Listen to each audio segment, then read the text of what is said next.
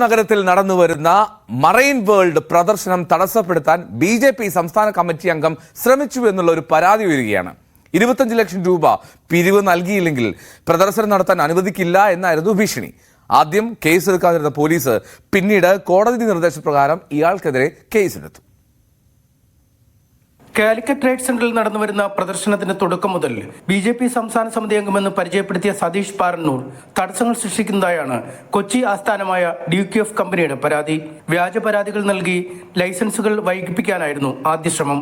ഇത് വിജയം കാണാതെ വന്നതോടെ പ്രദർശന നഗരിയിൽ നേരിട്ടെത്തി ഭീഷണി മുഴക്കിയതായി കമ്പനി ഉടമകൾ പറയുന്നു. വൻ ഭീഷണി പോലുള്ള രീതികളിൽ നിങ്ങളിത് തുടർന്നുകൊണ്ട് പോയാൽ ഞങ്ങൾക്കിത് അവസാനിപ്പിക്കേണ്ടി വരും, ഇല്ല എന്നുണ്ടെന്നുണ്ടെങ്കിൽ മാറ്റി നിർത്തിയിട്ട് 25 ലക്ഷം രൂപ ഞങ്ങൾക്ക് തരികയാണെങ്കിൽ ഞങ്ങൾ പ്രശ്നത്തിനൊന്നും വരില്ല.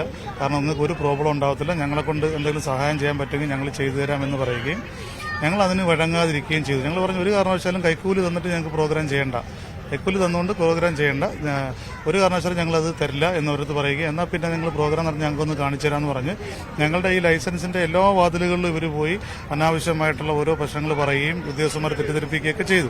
സതീഷിന്റെ ശല്യം തുടർന്നതോടെ ഹൈക്കോടതിയിൽ നിന്നും സംരക്ഷണ ഉത്തരവ് വാങ്ങിയാണ് പ്രദർശനം ആരംഭിച്ചത്.